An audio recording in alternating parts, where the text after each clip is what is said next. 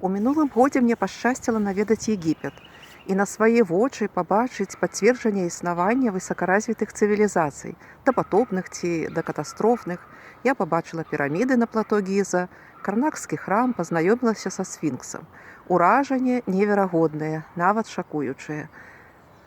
Вярнуўшыся дадому, стала заўважаць, што і ў нас у гародні ёсць шмат аб'ектаў і з'яў, якія выклікаюць пытанні, прынамсі да афіцыйнай версіі іх пабудовы і функцыянавання.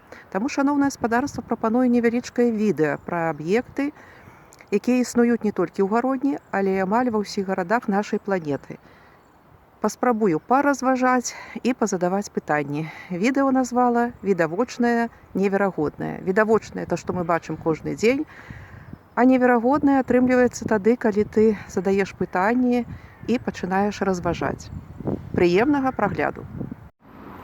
Аб'ект для майго сённяшняга даследавання з рубрыкі «Відавочнае, неверагоднае» мае адмысловую назву. Першыя паверхі закапаныя ў зямлю. Сустракаецца ў гарадах, дзе захаваліся старыя дамы ці стары горад захаваўся. І гэта насамрэч першыя паверхі, гэта не склеп. Афіцыйная версія нам кажа, што гэта культурны пласт, які напластаваўся за 2 стагоддзі. Ці прасцей кажучы, простымі словамі, людзі былі гультаямі і грязнулямі і не прыбіралі каля сваіх дамоў, кідалі пад ногі ўсё, што можна, і напластоўвалася за 2 стагоддзі вось такі пласт.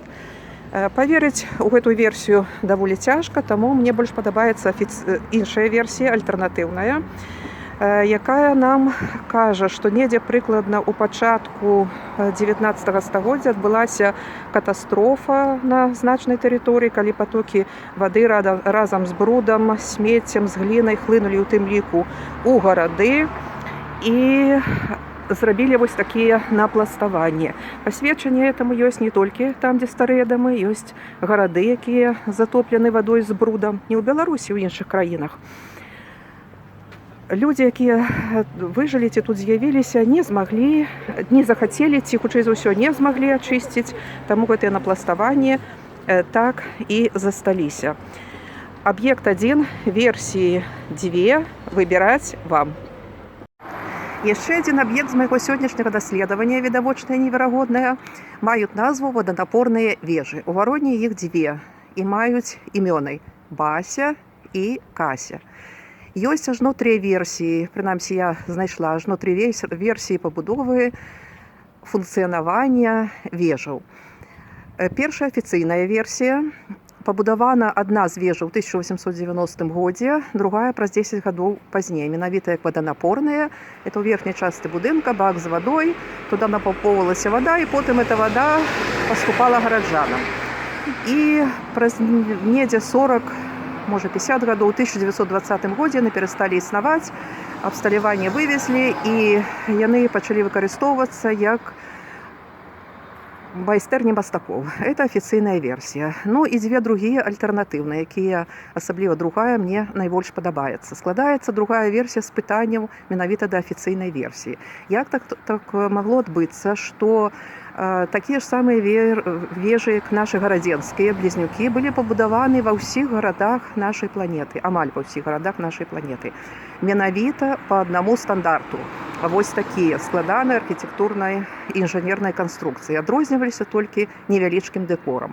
У вельмі кароткі тэрмін, другая палова 19 стагоддзя, па аднаму стандарту былі пабудаваныя. Як такое магчыма? Другое пытанне, якое ўзнікае, заяўлена, што это ваданапорнае, это бак з вадой. Ці не зашмат для бака з вадой складаная архітэктурная канструкцыя. Это 3-слойныя сцены, магутны падмурак, магутнае заземленне, медныя пласціны, шмат'ярусныя вокны ва ўсе бакі свету, 8-граннікам пабудаваныя. Вядома, нават на першы погляд недасведчанага чалавека зразумела, што гэта зашмат. І трэцяе пытанне вельмі важнае. Хто фінансаваў? Асабліва это балючае пытанне для гарадзенцаў. Першая вежа пабудавана ў 1890 годзе, ў 1885 годзе 5 гадоў таму адбыўся страшэнны пажар у гародні, дзе згарэў амаль увесь горад. Тысячы людзей засталіся без даха над галавой. Таму будаваць такія каштоўныя збудаванні, калі людзі без жытла, ну, гэта вельмі складана. Па маім даследаванням вынікае, што фінансаванне адбывалася не з гарадскога бюджэта, а фінансавалі нейкія міжнародныя банкаўскія структуры. Дарэчы, міжнародная банкаўская сістэма была афіцыйна зарэгістравана з 1800 існавала з 1844 года. Таму зразумела, што яны мелі грошы, мелі магчымасць на ўсёй планеце пабудаваць вось такія збудаванні. Але тады ўзнікае пытанне, навошта? Няўжо толькі для ваданапорнай функцыі? Ну, зразумела, што не. Таму выснова па другой версіі, што пабудавалі менавіта у другой палове 19 стагоддзя, але ваданапорная – это была другасная функцыя, а асноўная функцыя невядомая, таямнічая.